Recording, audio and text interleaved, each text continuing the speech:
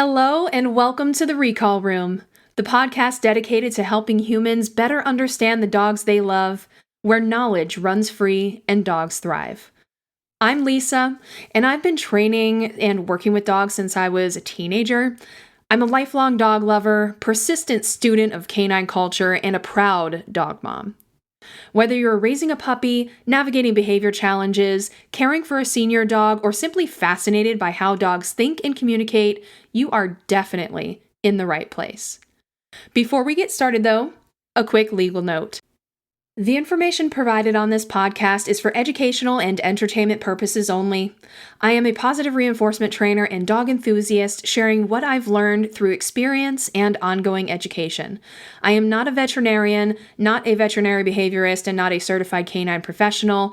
Every dog is an individual, and this audio content is not a substitute for personalized in-person professional training. If your dog exhibits behavior that threatens the safety of humans, other animals, or the environment around them, consult a local professional immediately.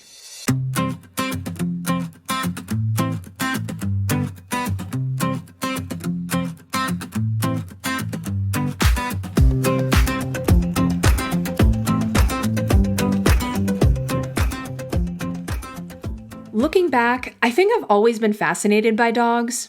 While other kids were just excited to pet them and play with them, I wanted to understand them, why they do the things they do, and wanted to learn alongside them. Now, don't get me wrong, I wanted to play with them too, but I had a lot of questions like, why did one dog love everyone while another was nervous? Why did some dogs seem to learn things instantly while others struggled? Do dogs really love us as much as we love them? That curiosity got me started with training my own dog when I was 16 years old. I bought my first trick training book and taught my dog all 100 tricks listed in that book, including how to count an ad. And I know, that one always catches people off guard. Trust me though, it is not as impressive as it sounds.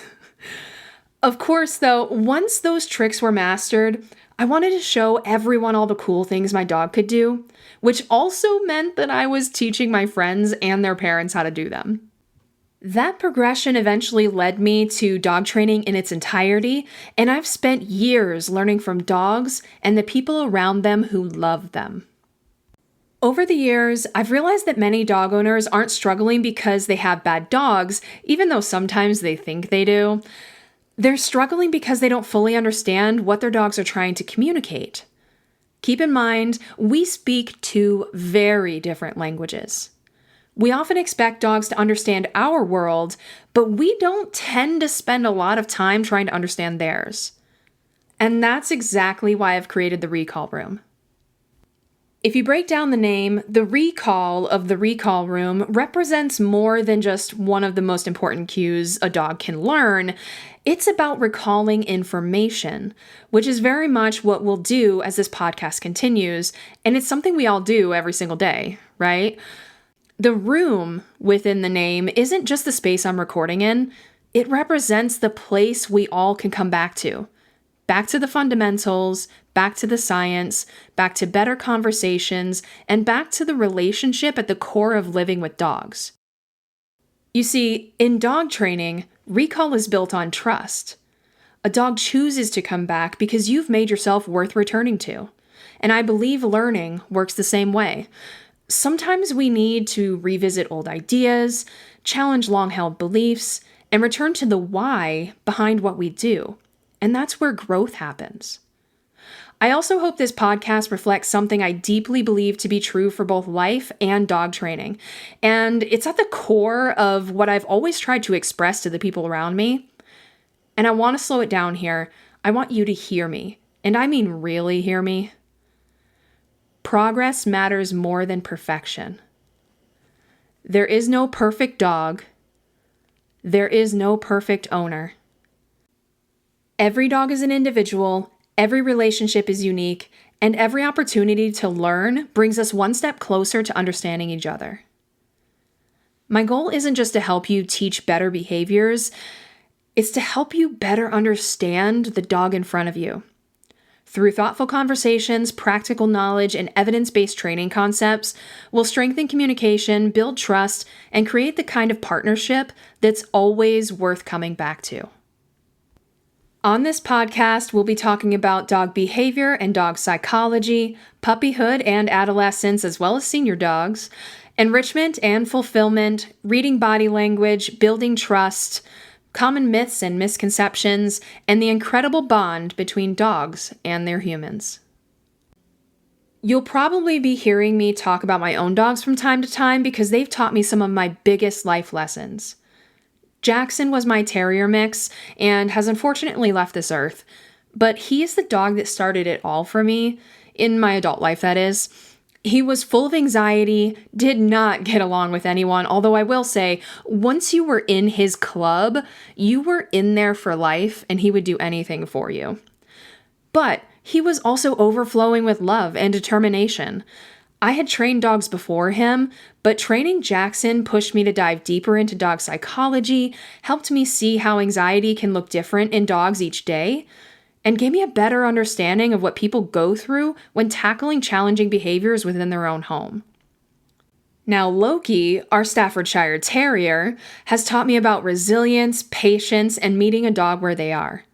He is the pity that causes people to rethink what they assume about pitties completely, and he does it in the best way possible. He's cool, calm, collected, and I guess to end with another C word, he's super cuddly. He's also very thick-headed and stubborn when he wants to be, which we'll dive into a bit more in a later episode. Jupiter, our Australian Shepherd and Lab mix, reminds me every day that dogs experience the world so differently. She is Loki's polar opposite.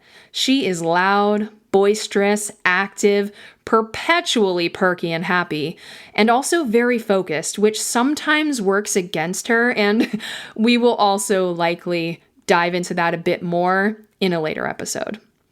She lives life to the fullest and is the epitome of a dog that makes every single moment count.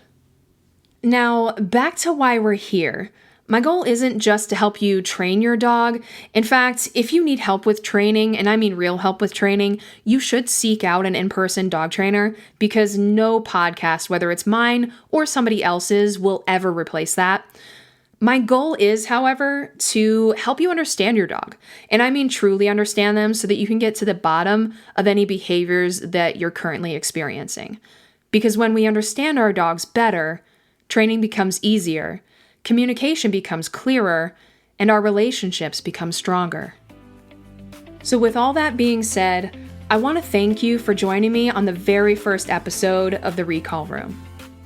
If you're excited to learn more about dogs, behavior, and the human-canine connection, be sure to follow the podcast so you don't miss future episodes. In our next episode, though, we'll be tackling a topic that every dog owner should ponder: what dogs wish humans understood about them. Until next time, keep learning, keep growing, and keep celebrating progress one paw at a time. Oh, and tell your dog I said hi.